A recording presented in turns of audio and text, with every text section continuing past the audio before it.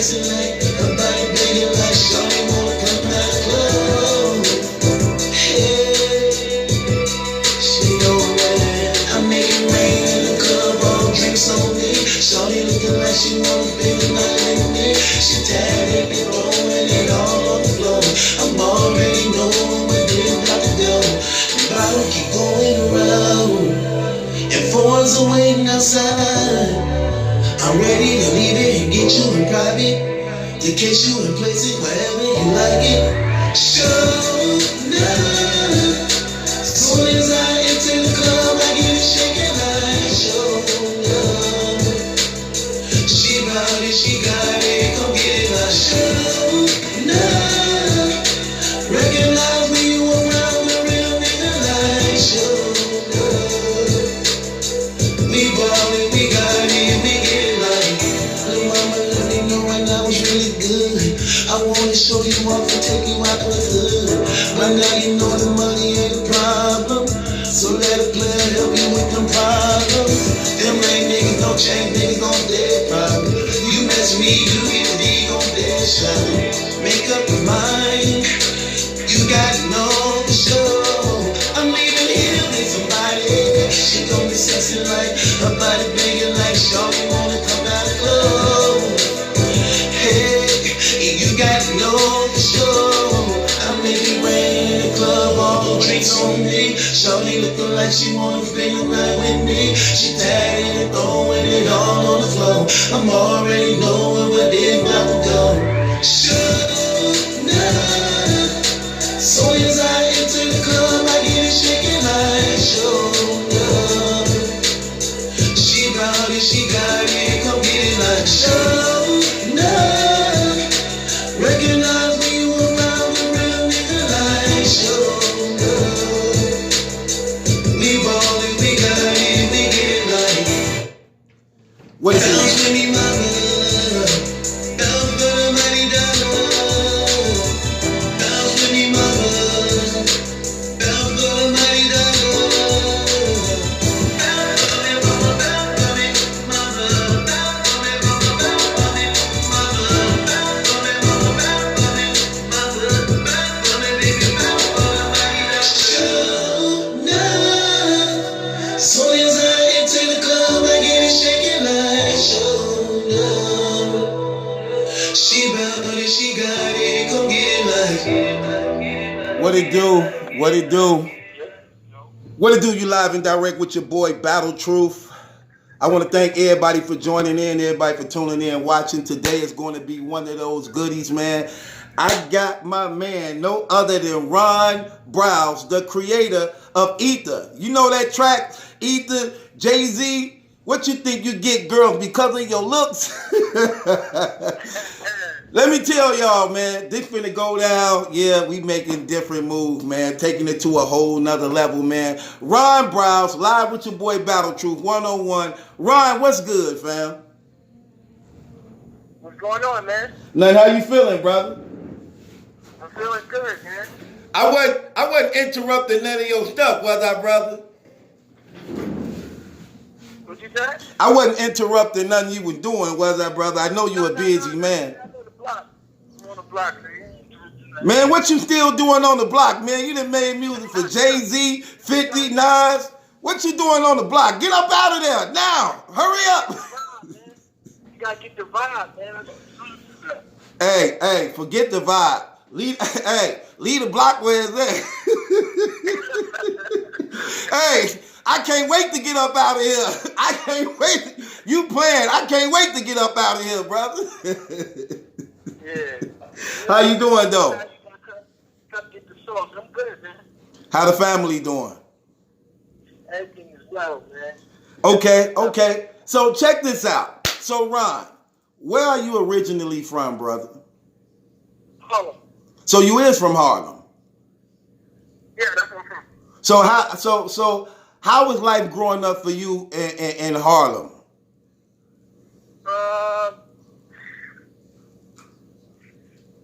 Poor. Poor?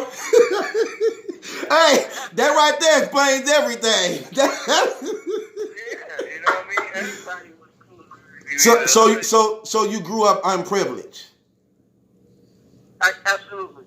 So how did you end up? You Uh-huh. can't just mom and pop get the roof over their head. You know what I mean? Right. So how many That part was good. how many of y'all is it in your family? How many siblings you have? It's two sisters. Just two. So you the only boy? Yeah. Older, younger, middle? Yeah, I'm the middle. You the middle. Oh, but so you in between two sisters. So how did they look at you growing up? Like, was they protective of you, or was you protective of them? Like, how was that? Nah, the older sister was. She was a little aggressive, like, you know what I mean? Right.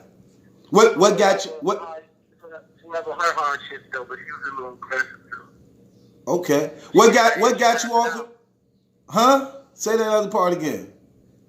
No, I said older sister was ready to scrap it out. Okay. What happened? How did you end up getting off into music? Was that something that you always wanted to do, or who inspired you to want to get off into music? Yeah, the game in the '90s, I want to say, influenced it. Okay. You know what I mean? Because watching videos and stuff like that, so that kind of sparked the interest. So when I was around like 10, 12, I just started jotting down lyrics and stuff. And then when I turned 12, I got signed to an independent company, to Kevin Childs, who's the founder of Dark Diva magazine right now. And then he got incarcerated.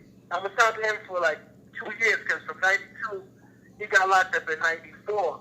But in the process, he had bought music equipment. He had invested in some music equipment. So when he got locked up, I kind of got the equipment and kind of started teaching myself how to make beats. And you were 12 years old? I got signed at 12, yeah. You got signed at 12 for making beats? No, rapping. Oh, so you was a rapper? Yeah, and then I'd say around 14, 15, they got incarcerated. The people I was signed to, they got locked up. So they bought equipment. Right. So when they got locked up, I just took the equipment and started. That's when I made the transition to make beats. Okay. So you just decided to just go strictly to just making music rather than rapping? Yeah, it kind of just happened. I thought the producers at the time, this was whack. So I was like, if I do it, man, I know what they want to hear. So, because I was paying attention to what was going on musically. So, as soon as I got the equipment, I already knew like what I was trying to do. But then, it kind of just happened. I didn't know that I was going to make the transition to people to something, so I wanted to try it out. So you learned how to first start out playing by ear? You playing by ear? Yeah. By ear, yeah. That had to take a minute though, right? Yeah. But, good listening. Right. Okay, so you ended up just going strictly music. Now, did that have anything to do with? Did you feel your rapping skills wasn't as strong or something, or that was just something you just decided you wanted to do? Say that again? Okay, for you to say you just wanted to just strictly go to the music and just forget the rapping, did that have anything to do with like by you growing up in Harlem, it's a lot of rappers, right? So even though you rapping, as a rapper, you can basically measure your skills up to the ones you around. So did you figure that doing music would be better for you, seeing that maybe your rapping skill wasn't as sharp as the guys you was around? No, hell. That had nothing to do with that? Nah, I was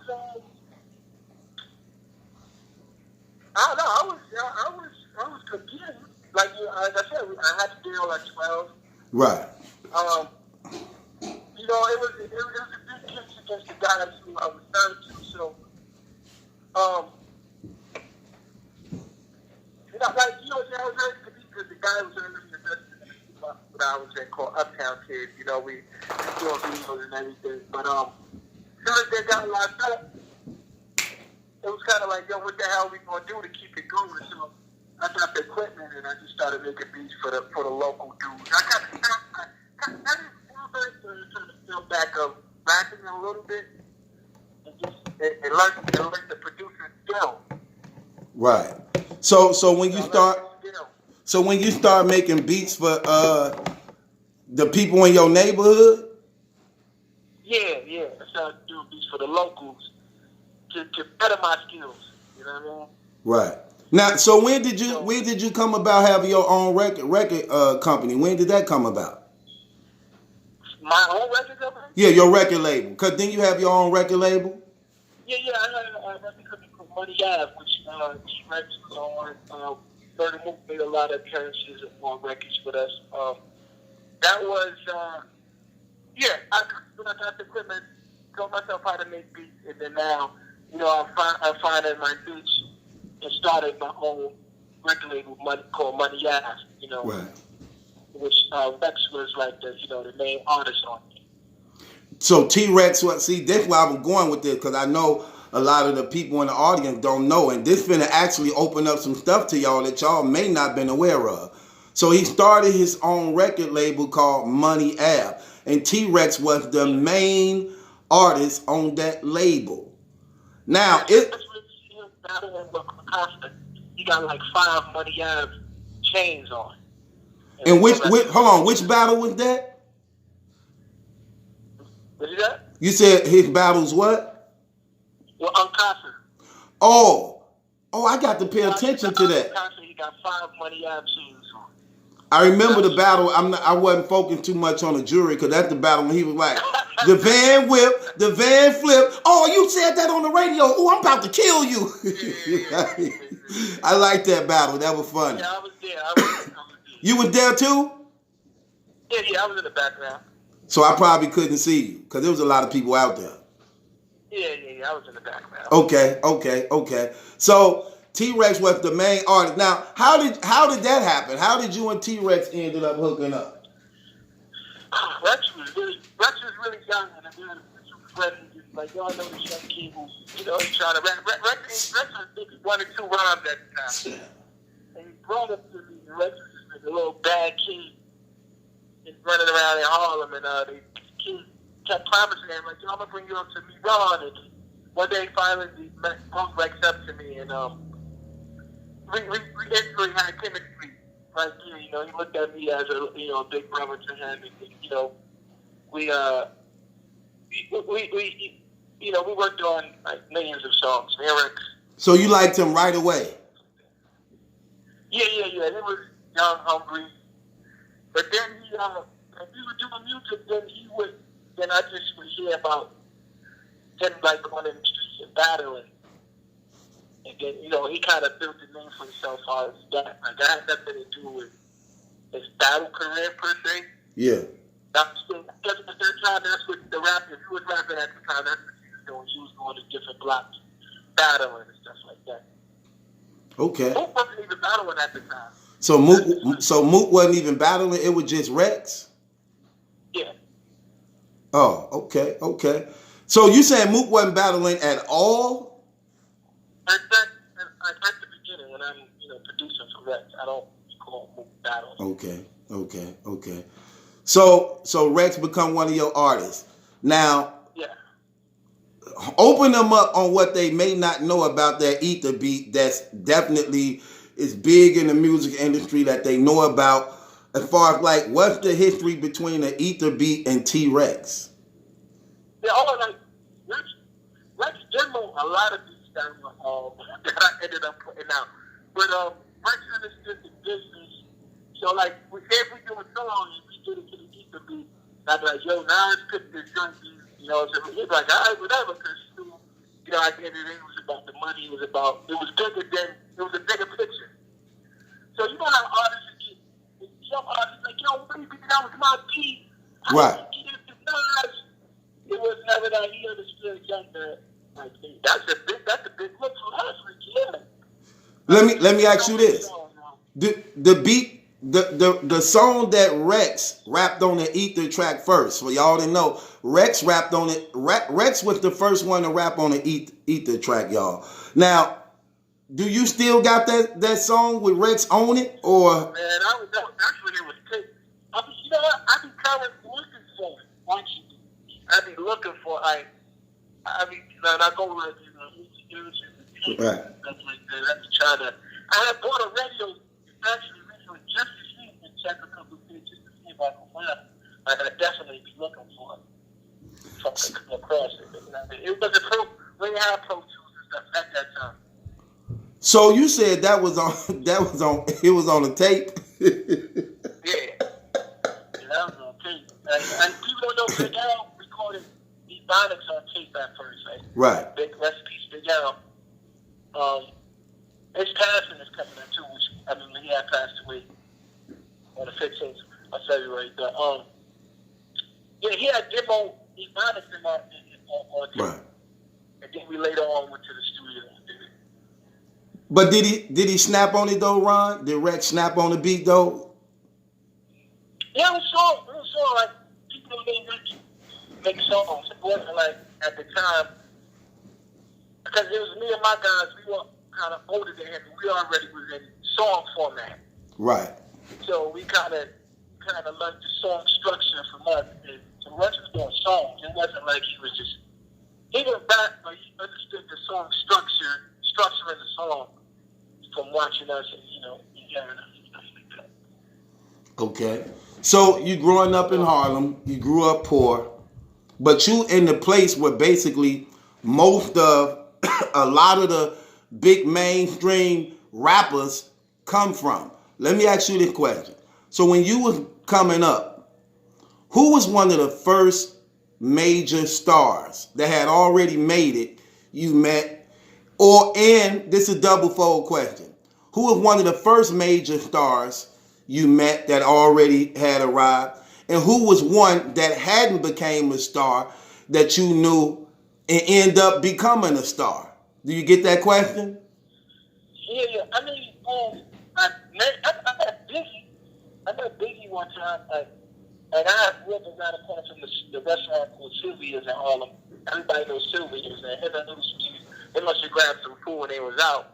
And I had a quick conversation with Big. And I was like, yo, man, my boy's rapping. And I said, we played him a record chord. We played him a record. And he immediately knew that the sample, he was like, oh, I used this same sample, which was Go Outside in the Rain. What's that, Dramatics? By the Dramatics? Right, that's the Dramatics. Yeah, Go Outside in the Rain. He's like, yo, I used the same sample on my new album coming out. That's that, I can't remember the name of the record when he used the sample, but it was on the Life After Death album. So I think it was Somebody Got the Dime. That's the title of the Biggie thing. Okay, so you met Biggie first. That was your first big. Yeah. And who did I meet that became the star? Major. I don't really know. I can't off the top. I can't really. Who I met and it became like big artists. Okay. So. I can't really say that. Okay. So you get your. So was Ether the first track you ever did that gave you your big break? Was it the Ether track? No, yeah. Because Ebonics was big underground. Like, that wasn't a big star at that time. But Ether was just like, he has a nice. Like, the Ron Browz as a producer has a nice. Right. And that was really, anybody who would come to the group, I would play that beat because I just thought it was so dope. At that time, beats had to be aggressive. So that was one of, my aggressive beats. I was just like, all right. I would play it for everybody. Somebody brought Jay-Z's Dead on to my mother's crib. And I played it for him. I remember playing it for him. Like, yo, did this today. Right. He never got a DJ. I had a travel agent at the time. We gave the beat. I still have the beat. And I'm going to put it on my Instagram too. Right. They have 40 beats on it. These are like track 24 to 5. Now I went through all these joints. And I heard their joint was like, all right, this is perfect right here. This joint right here. not because of how aggressive it had sounded at the time, you know? So hold on. So let me get this right. So you wanted Jay-Z to have it first, and it ended up not getting to him? Absolutely. Wow. At a time with Jay-Z and not okay, hold on. Let me ask you this. What was the time frame between that though? Like, was it like when you wanted the tracks to get to Jay-Z so he could check them out and hopefully like them or use them? What was the time frame between when Nas got them? Was it in that same year? Years later? What? Yeah, no, I think it was around the same. It had to be, because I want to say that 3 to 4 years, like, you know. But Nas held the beat for like 6 months, though. He held the beat for like a good 6, 7 months. That he was working. Even though he was going to come out with a whole album, so I guess he was working on an album and Right. to leave. Or be the street record to get everybody anticipated on the album.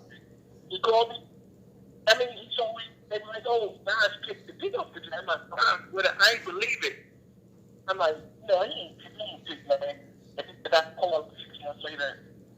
He was like, yo, come to studio, I want you to, you know, hear what I did. And I'm like, I figured this was going to be a regular street record, because then when I heard the FJC at the beat, and I'm like, oh, whoa. Right. You know what I mean? Like, whoa. Right. And I heard the record, I was like, yeah, I don't know if this is a good thing or a bad thing, because, you know, Jay-Z is the biggest artist at the time, because the Nas come down. I didn't know where it would land, but I knew the record was, you know. But, you know, I know it was going to take another level when it was the FJC at the beginning and stuff Right. like that. So, But what? And people, But what do that got to do with you though? But what do that got to do with you if you had no say so over that? it doesn't have nothing to do with it. But, you know, people feel like you get you by Association. Association. As okay, because he probably wasn't under the impression. He don't know the history behind how Nas got the beat, and when you was called, it was already done. So he probably figured you was right there in the studio making the beat to his diss when it wasn't even like that. I think that's how from allegedly sources and people talking and people telling me stuff. I think he thought I was solely the energy of that thing. Like, maybe he thinks I was like, yo, this is the beat. You're gonna do Jay-Z on it. And this is how we rolling it out. Because nobody knew who I was. And he probably didn't know where the energy came from. He took a shot at Nas previously at the Summer Jam. But, you know, I record come out of the one. Where all this came from? Who produced this joint? Right. Right. That basically was the song that basically ended the beef, wasn't it? Oh, yeah, definitely. After that song, he said, okay, I'm done. You won. Okay, so with that being said, let me ask you this question. Have you heard anything like from Jay-Z camp as far as like, did he feel some way about when they found out you produced it? Do you know if he cared? Did he even care if you produced it or anything or what? I mean, that's just it. I heard a lot of talks that he did care. Like he questioned, I heard questioned who produced it and who is he, you know what I mean? That type of thing. Okay. So he asked who produced it and stuff. Yeah. Okay. And have you ever spoke to him? No, I never spoke to him never in my life. Okay. I remember playing beats for Rockefeller one time though. I think it was before Easter. It might have been before Easter. They never picked it. So I ended up going through your Wikipedia, and I was amazed at so many artists you did music for and produced, from 50 Cent to Snoop Dogg to, like you say, the Nas and them and Pharrell and them, all these people. I'm saying to myself, how is it that the Ether stand out when I'm looking through your catalog, I'm like, man, this don't seem like it's. He worked with all these people. Like those are, man, you work with almost every major rap artist in the game.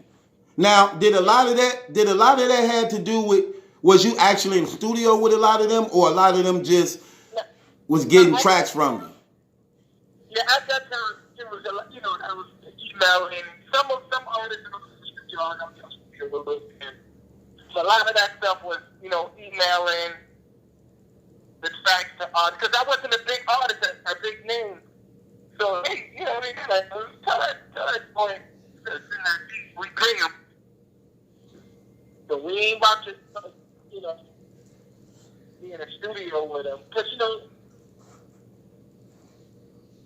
you have to be like a big producer to get that type of, window at the time. Well, your resume definitely big. So when you did the Nas track, did that actually open things up for you? And if it did, so how soon after though? Did it hit immediately for you, or how soon after? Nah, it was like at that time, like I'm learning the game at that time. So New York nightlife was really dope at that time. So I had a manager, and he was like, "Yo, we have to go out because nobody knows who you are. You did a big record, but nobody knows who you are." So we just started going out, and we started going out to the clubs in New York and just meeting people and stuff like that. And then people, and then they, that's how all the other records started to happen right after. Oh, so that was important. You started like networking and doing networking. Okay. Because after Ethan's like okay, but nobody know who you are. It wasn't like I was a big thing at the time. Like, okay. So we had to start going out networking. And then people were like, and then it started to. Oh, okay. So let me ask you this question. So it started happening. Now, at the time you did the Ether, did you know the business like you know it now? No, it was a jury. I want to say his name is Browz, but he had I forgot his name, but he was just kind of put us on to like publishing and the rights and the coins and stuff like that. So I learned to get out. We kind of sit together and something new as a producer, which is why when I make the transition and go back to doing artist stuff, I already do it back and forth. So being that I did so many big records and stuff like that as far as a producer, I learned it right there. I learned everything. Learned it all right there. Okay, so let me ask you, so is it safe to say that your Nas Ether beat basically, even though you gained, but it was a sacrifice at the same time, knowing the things you know now? Like the things you know now, business-wise, what do you think you might have done differently before signing off on that? No. My business was right. I got paid. I know you got paid. I got paid for the Ether beat. Like we did. I got paid right, and got my publishing. Everything. You know what I mean? Right. So, even to this day, like with when Remy did it, I did learn something new because I thought I could just sign off on it and she could just use it. But no, Ethan is a song produced by Browz and Nas. So Nas has to sign off as well. Right. That beat is called Ether, which is, both created by Browz. And now I thought it was like, nah, this beat, yeah, Remy, just use it. But it's like, no. Owned by Browz and Nas. Right. You know what I'm saying? Right. So you can't just use it and him not sign off. He has to sign off on it as well. Nas can't sign off on it. Really could exploit the record to the next level. Right. Okay, so now you doing all this music and things for a lot of these rappers in the game. And a lot of these rappers you grew up loving and liking. So Have you ever been in a situation where these rappers you grew up loving and liking and big fans of, once you began to work with them, seeing they real personality and character now, actually, you like, wow, I liked him better when I didn't know him. Had that ever happened? Oh, definitely. I'm not gonna say names. For real? Yeah, you don't have to say names though, but that definitely did happen. I see people, um, and it's people aren't your friends. They'll come across as being your friends, but at the end of the day, y'all just really doing business. Right. Unless y'all came up and y'all grew up together. But if you move these guys in the journey, some of them become aware, and some of them may become your friends, but most of them is just they want to mess with you because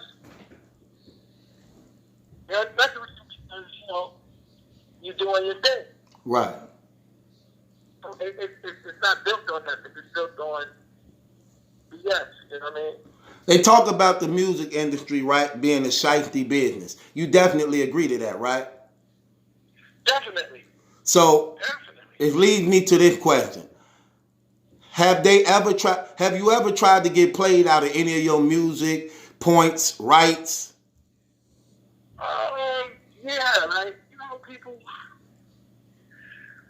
I got a good and a bad story, but, people are trying to put these one, I'm not going to say no names either, but I got slipped a producer deck that I thought was straight up because we previously did business, and the publisher wasn't right on there. So we ended up, because it's like, you do business, I'm doing business with you, and then you're like, yo, we're going to do the same thing, and you're like, all right, no, I'll try to open it because you think the paperwork is exactly the same. Right. But somebody's not. This was just right here, and then, I got jammed up in a situation like that. That was the first and last time that happened. Like, all right, no, everything needs to be. I don't care if I do business with you 100 times. Everything must be read over by a lawyer. You know what I mean? Right. Do you? I remember sampling a Paul McCartney record to work with DMX, and the publisher that Paul McCartney wanted the majority of the publisher. So he asked DMX, hey, would you share your portion with Ron? And he said, yeah.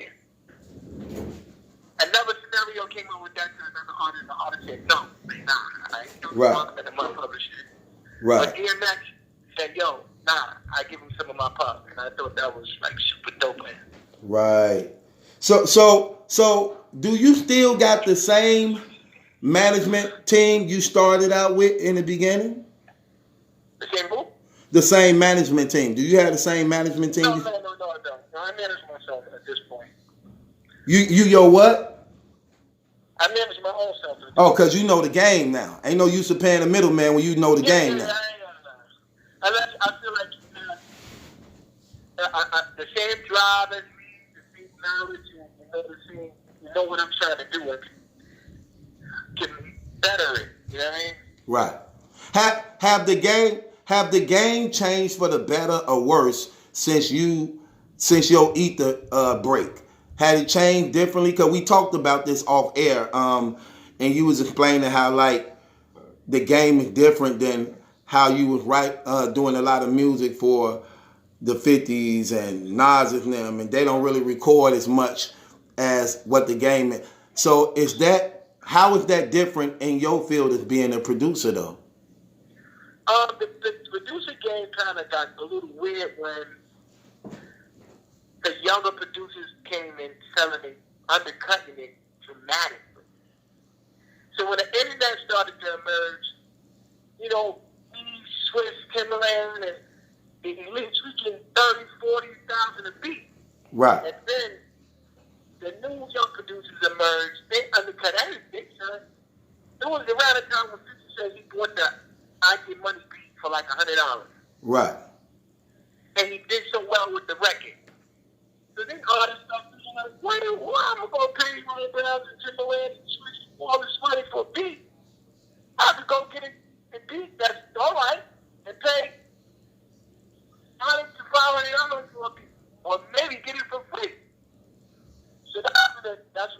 started getting weird, like the undercuts of the emerging young producers of the internet.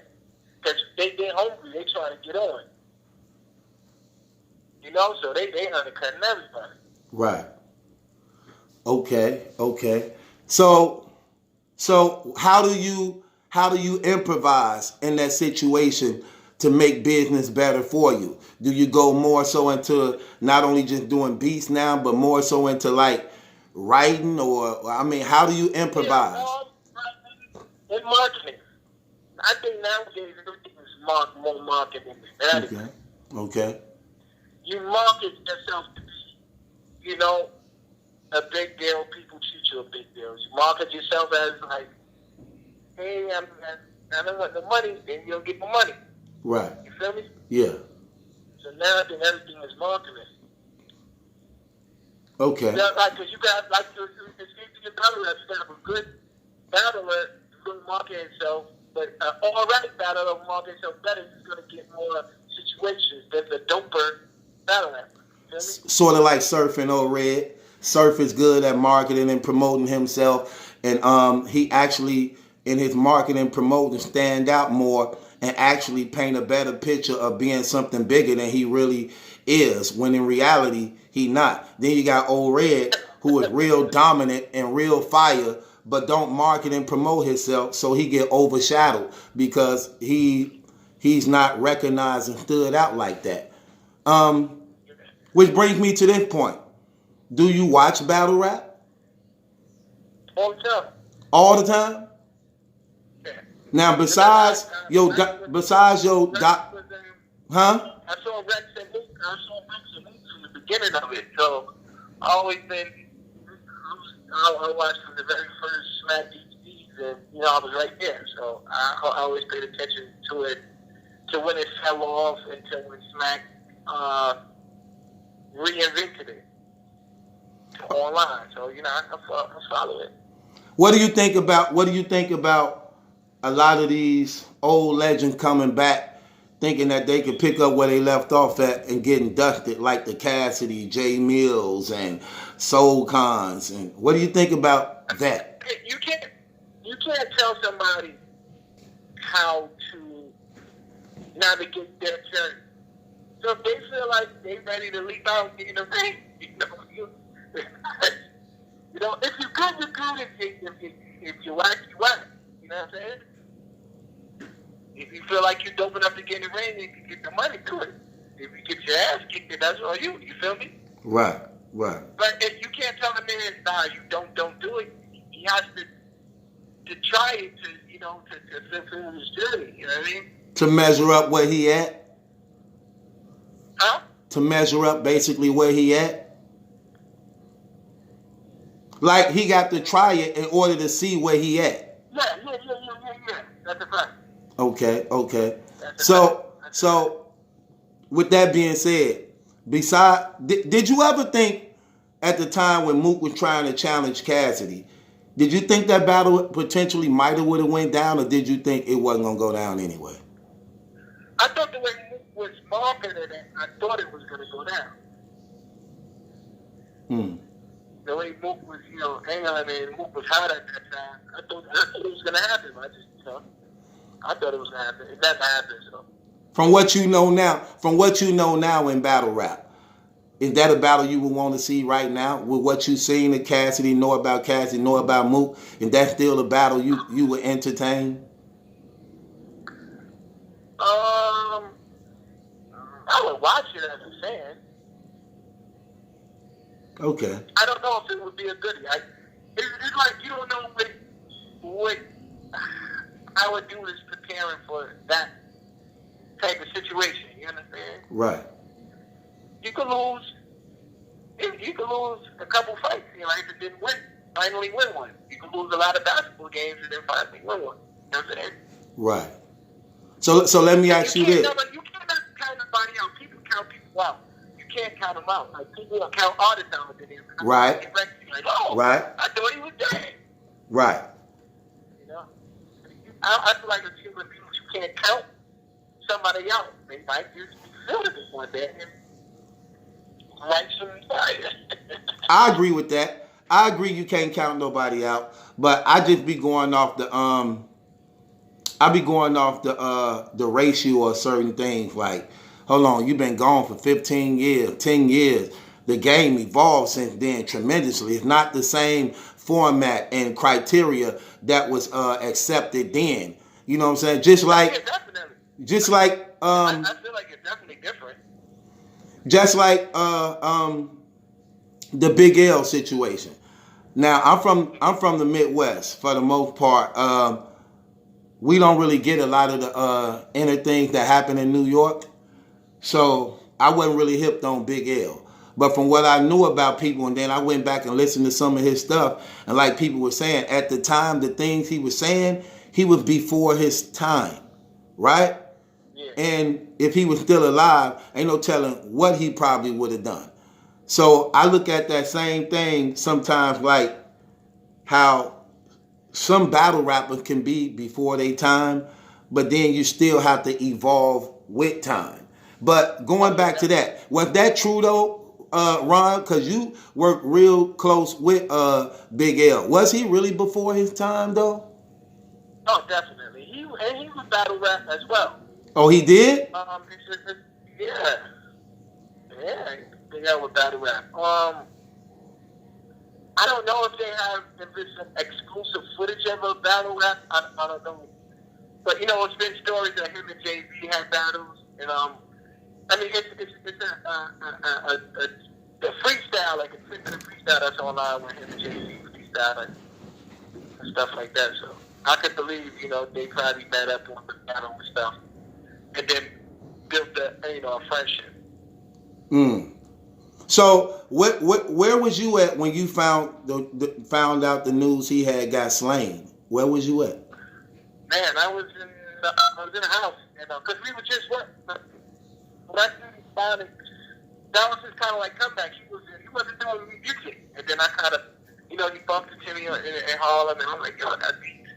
He's like, for real? And he knew I was like a secret weapon, like this dude in Harlem with all the beats.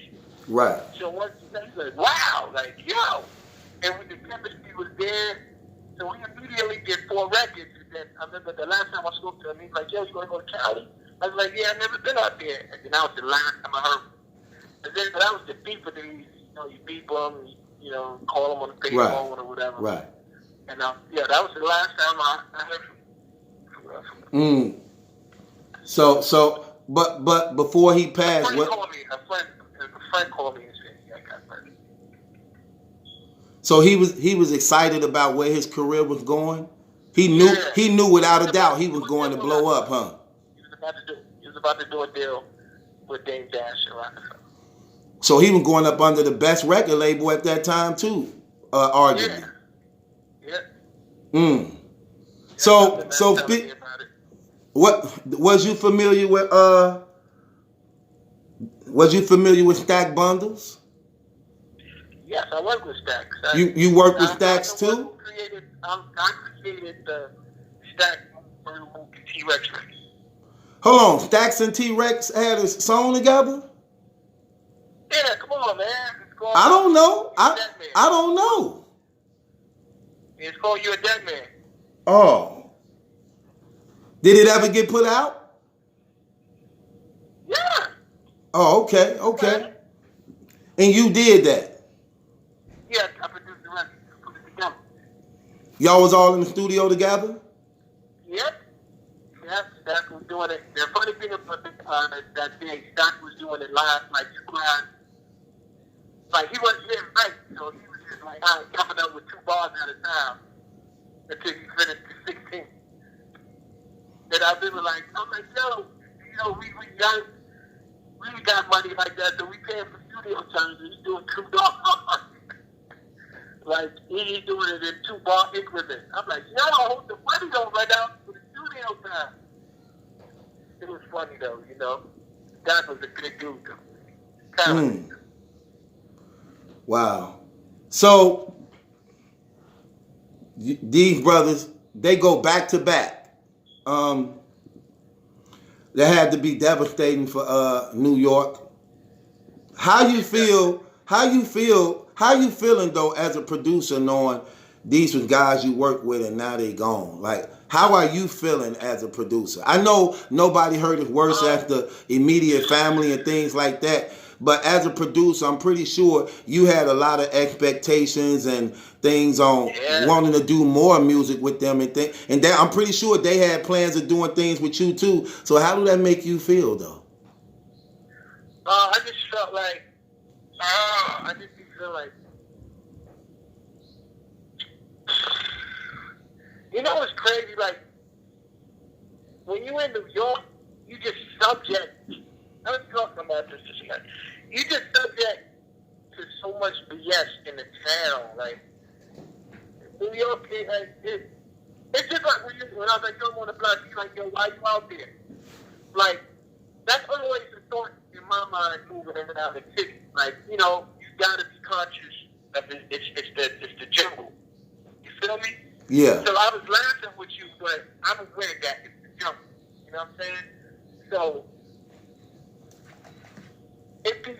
we be the guys from New York. You be here, you be in the mix, and you be subject by default. Yeah. It's just like when I was young, I'm on the block, right? I'm on the block. I'm seeing people hustle.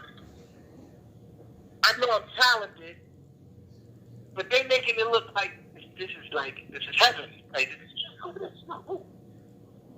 so what happens? Right. By default, you coming out. I'm coming outside and seeing people in my building, you know, feel like they have a time in their life. So you like, as a dude, you're like, I'm gonna try it. Right. I'm gonna try it. Even though in your mind, you want to. And I indulged in it a little bit, but in the back of my mind, I'm like, yo, you bugging, you talented. And that's why I never took it further. And really actually thought I was this guy in this game. You get what I'm saying? Yeah. I'm talking to myself like, you bugging. You know, I remember walking and having work on me and police by, and I'm like, yo, what are you doing? Right. Now, I don't know if some people can hear that voice and act on it. Some people can't hear that voice and act on it. I was one of the dudes who heard the voice and I was like, yo, I'm bugging. I'm talented. This is not me. Right. This is not what I'm doing. You know what I'm saying? So, being in New York, you're coming out your building and it's there. Right. You know what I mean? Right. Glamour, women, drugs, you know, just by default, you match. If you guys got beef, 2 minutes, you know, so Yeah. somebody got one, yo, homeless for me. Yo, somebody got a hammer, yo, homeless for me. It's just subject to, you got to be super disciplined in New York. You're Right. like, yo, I'm not with none of that. I know what I'm trying to do, and I'm seeing a way. Right. Okay, so So you just, it's discipline. right. So when I began, when stuff happened, I'd be like, oh, yeah, like. And I was hearing stories that said Jack was trying to get out the hood. You know, it just be sad cases like you just push that. Maybe they probably just got away. Right. You feel what I'm saying? Just Right. like, oh, I'm out. I'm staying somewhere else far. Right. So I won't be at, by default, the things that comes with the hood. Right. So the first couple changes I made, I'm out of here. I'm gone. But then you got to come back sometimes. So for the next step, you should ask when you come back because all your friends here, the vibe, you know, that's where you got the source from. Right. And how you stay sharp. You know what I'm saying? Okay. That's So just discipline, man. It's bad. right. And I know, man, we lost a lot of people, man, good people, man, to some nonsense, stupidity, foolishness, man. And it's sad the way we as people attack each other, kill each other. How we don't have no mercy and compassion for each other. But it's crazy. For other nationalities, we show compassion and love too. We seem to be more tolerant too. But when it comes to us, it's just death. Hate that nigga, death. I don't know where that. I don't know where that mentality. I be trying to. You got mentality come from? Where did it come from? Like, it's a conditioning. It's a conditioning. That's what it is. Let me ask you this question, because a lot of people want to know. And since the breakout of the internet, this thing been big over the internet. Is there any truth of the Illuminati in the industry? Is it any truth in that? I don't know. Nobody never came to talk to me. You know? They probably looked at you like, no, he not gonna go. He ain't gonna let us rape him. Yeah, I feel like they do feel like there's certain people they can manipulate to do right weird stuff. I'm one of those guys. If I ain't with it, I ain't with it. Right. You know, sometimes I be like, yo, is that like a bad thing or good? It's a good thing because you're not with it. You're not with it. Right. You know what I mean? I'm just right. not with it. Just not with none of the weird stuff. You know? So they never approached you, but so you saying you can't really say yes or no, but what you can say is that you never been approached by them. Nah. Okay. Now with that being said, so you watch a lot of battle rap all the time. Who are some of the hottest ones right now you like? I like chess. I like Trent.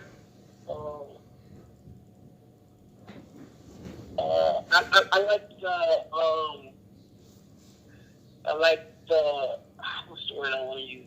The growth of DNA. Like I watched him. You say DNA? I watched him. No, like I from watching. Like nah, he's somebody to watch. Oh, okay. Yeah, you know what? I'm a fan of the culture, so I can't just say. I just like the culture. You feel what I'm saying? It's that dudes that I like when they're on the card. Like, I watch, the Charlie clips. I watch everybody. Okay. It's all entertainment. I'm a throw some thing. I'm gonna throw some thing. I used to do music. I did records, produce records for Lux. So, me and him was cool. I like Lux a lot. I like how, I like the suspense, like you don't know what he's gonna do. Right. Okay, I'm gonna throw some things at you, right? I'm gonna throw a few things at you, Ron, and I want you to just give me your expertise on them. All right? Okay. Rex career over right now. Where would you rank him? Or not only where would you rank him, is he also Mount Rushmore? Rex is one of the greats. Okay. Now, I speak to him before his battles all the time to try and get his head, get him in the right space. Because sometimes you don't just be in the right space mentally. And as people, you be having things going on. So I see him talking. You never know what people got going on. Right. Personally. So I could have a good one. Sometimes it doesn't happen like that. You know what I mean? But I know him is one of the most talented rappers I know. That's a fact. So I'm not going to can't take that away from him. Some of his performances, I'd be like, I could get better. But, I like I said, he's definitely one of the greats. Okay. Right. Next question. Now, I'm going to throw some things out there I don't know if you're familiar with. Hitman Holla is on a 5-year run without losing in 5 years. What you think of that? I don't. You like him? He's sharp. Yeah. He's sharp. K-Shine is on a 2-year run without losing. I like K-Shine too. I like K-Shine. K-Shine on a 2-year run without losing, and arguably he hasn't even lost a round in 2 years. A round. I tuned in the whole K-Shine battles. What you think of that? I feel like he deserves more credit than what he may get. I think some of that play on his. I'm sure it's going to be the new great. I believe, and see, this go back into the music conversation too. K-Shine's success and where he at and being accepted don't much so has anything to do with his talent for the most part, but it has everything to do with his attitude and behavior on the ring, on the stage and outside the stage. I think because of his attitude, and that hurt him a lot. And I think now he's starting to get better at it. But it was that actually hurted him. You know what I'm saying? Because remember, he snatched up Chess. He snatched up Rock. He slapped Sharon. You know what I'm saying? So he had these things that just rubbed people the wrong way to the point that his behavior overshadowed his talent. Oh, okay. I don't get too much into that part. Right. Okay, so... Okay, with that being said, now, do you watch battle rap bloggers? I tune in. You tune in? How did you get wind of me? Just being on YouTube. You know what? It's clicking, and I just thought you was funny. Oh, so nobody directed you towards me. You ended up just coming across it. I just stumbled across it. Just watching the battles, and then being on YouTube, clicking, and I was like, yo, this dude is funny.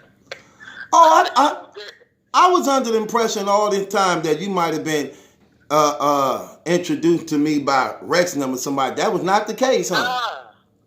Nah, that's. I was like, yo, you know the dude. He's like, yeah, that's my guy. I'm like, oh, that dude. He's like, yeah, that's my man. I was like, oh, okay. And I asked Rex. I was like, yo, Rex, who's this dude, man? He's like, oh, no, that's my boy. I was like, oh, okay. That's what's up. Dude, hey, Ron, have you heard me and Sluggo yet? You know who Sluggo is? Yeah, Rex was telling me about. I tuned in. Rex was giving me more detail about it, but I'm not too much. I know he was saying it was K-Rock brother. But then they said it's not real. So I'm like, is he a real person?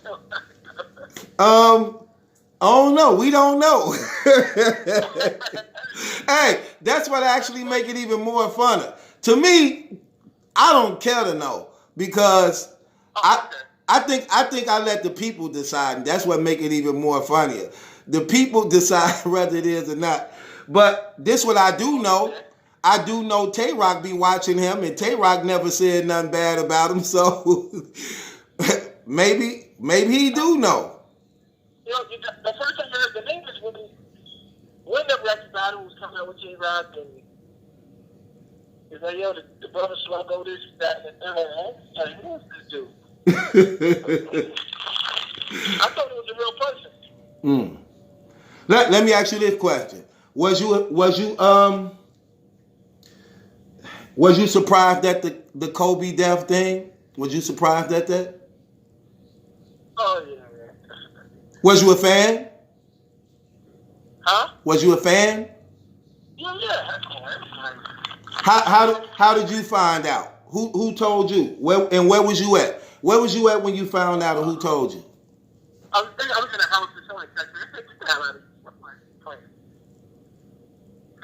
I told the person he was playing on the phone. You didn't believe it. They're playing on the phone, man. It's still hard to believe. Yeah, it is. It is. It is. Did you cry? Nah, I didn't cry. Oh, so you think you tougher than It makes me? you want to die. So you think you tougher than me, huh? No, it makes you want to die. I got a long one, man. Ron, I cried like a baby, man.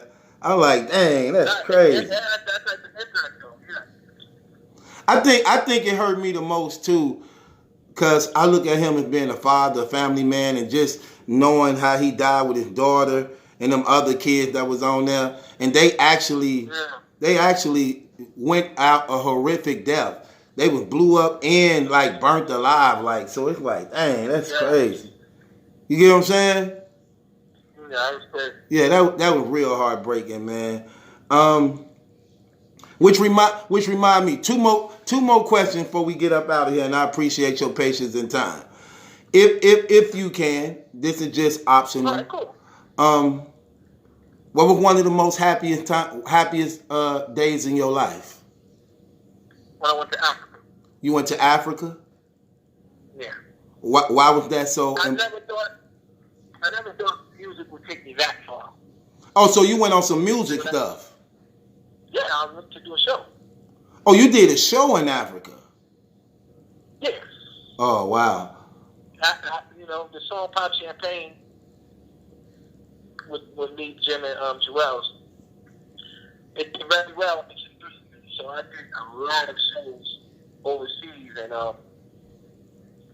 got a chance to go to Africa, and I was just amazed, man. How they treated each other, it was just super dope, man. Was you surprised at the fact of they actually knew the song too?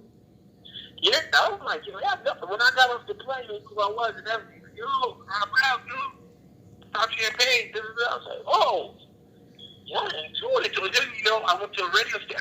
When you're from New York, you're kind of ignorant to certain things. So you're like, you think they don't got no radio out in Africa. You don't think they get.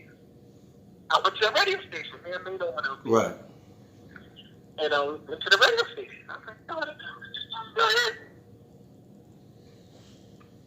Yeah, that was one of the most happiest times, man, going to Africa. I was out there. Yeah. Then I was out there for my birthday. Yeah. I think like everybody's flying in Miami. I think people really need to start, putting Africa on the bucket list because it's a beautiful place. What do you? They show you one park on TV, man. With the flies all over the kids and stuff. Right. Like that's like they keep showing you the bums in New York. You're like, I ain't going to New York. Right. But New York has some beautiful spots and stuff like that. Yeah, because I remember when we was coming up, listening to them New York songs, we had a different idea in New York when they was like, I say the roaches in the front room, rats in the back, junkies in the alley with the baseball bats. I had to be like, man, New York ain't nothing but Chicago. Roaches and rats and wine heads.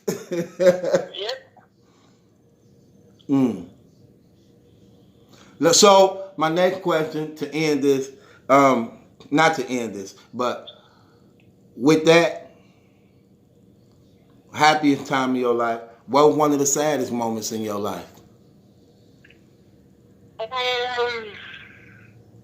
That's a good question.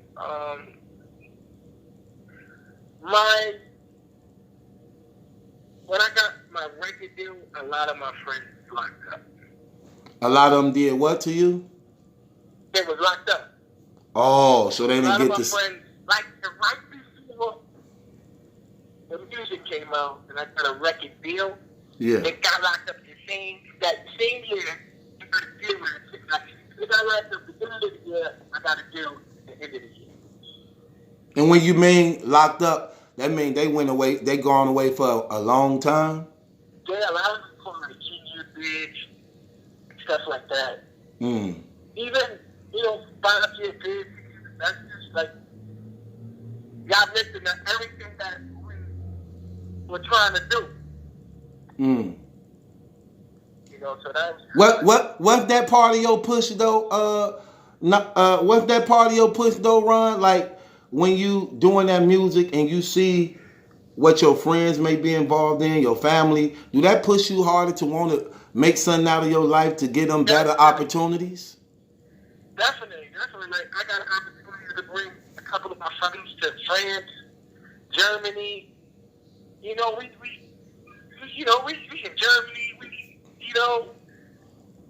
You don't even do that. You don't even.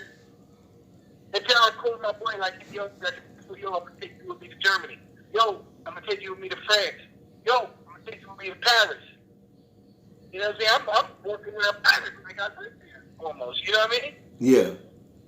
And the fact that I could bring movies and bring people to experience that, I just thought that was just super cool. Right. Man, yeah, I understand that, man. So basically at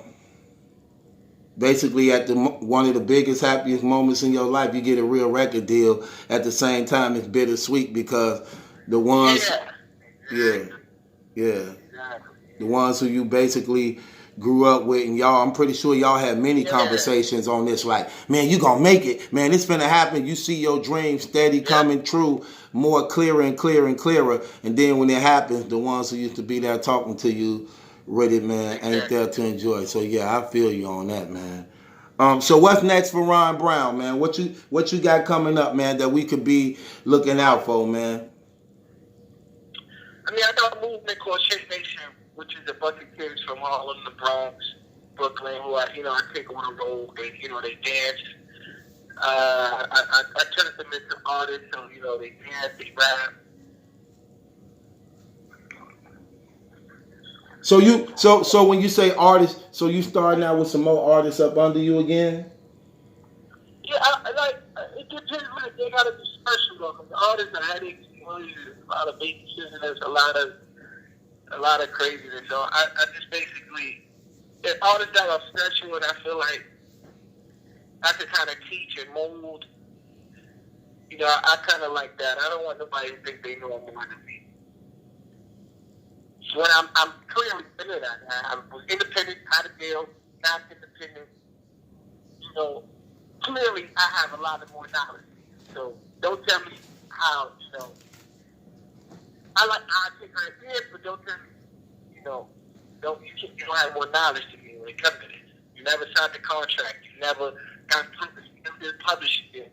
You don't have more knowledge than me. Right. You feel me? Right. So I kind of like to mold artists. Right. Okay, no doubt, man. Ron Browz, y'all. We're on the Battle Truth Show, man. We appreciate you, brother, for your time, man. I thank you, brother. I love your spirit, man, and everything that you're doing to help out people, man, and just making a difference, man. And you got a lot of more things you're doing and giving, and if I could be any assistance to you, I'm definitely available, brother, and willing to work and do some things with you in the future, too. I'm going to stay in touch, man, and I appreciate this opportunity, like I said, bro, and God bless you and your family always. Thank you, man. Same as you, bro. No doubt. Ron Browz, y'all. You know I can't show the footage. What you say? He said, I can't show this footage, but we definitely can. This ain't no footage to show. I got to upgrade, brother. I need one of them deals. I need to upgrade so your face could have been beside the screen. It'll come, man. Oh, it's already coming. You know what? That more so have to do with me, man. This stuff just happened to me. I wasn't trying to be no blogger or nothing like this. This stuff accidentally happened when I was trying out a phone, and it went viral. Then people got to asking for me to do more videos, and I don't know nothing about the internet, but it's time for me to learn now since my following big. I'm already at like 9 million views in under 2 years, so my following real big right now, so I definitely need to step it up and upgrade, so I'm going to go on and do that. You know what I'm saying? All right. But I appreciate you, Ron. Thanks, bro. My man, Ron Browz, y'all. Ron Browz, y'all. This your boy Battle Truth. Had to do that interview with y'all, man. We got a lot of more big things coming. Make no mistake about it. We finna do some big things. Y'all already know if I'm talking to Ron Browz, the creator of Ether and all these people stuff. Come on, you gotta let a brother in on that, man. 25,000. 10 for you, 10 for me, and you get whatever left over because yeah, this what's going down. Your boy Battle Truth. It ain't my judgment lesson question. It's yours. Thank you for everybody watching and everything. I will be back. I gotta drop some blogs for y'all right now though, man. So appreciate y'all and everything y'all do, man. God bless y'all family, y'all loved ones. Stay safe out there. It's your boy Battle Truth. Real Under Here certified gear is available to everybody that's real. If you're not real, you can't purchase this gear. You only can get it by contacting me at 414-235-6760. Shouts out to my sponsor, Strict Dad Foundation. Better parents make better children for a better world. Also, join the Patreon. I just put some fire videos up on the Patreon. I got to do some more of that. I just put 7 new ones up there. I got to do some more. So it's your boy Battle Truth. It ain't my judgment lesson question. It's yours. Subscribe to Battle Truth.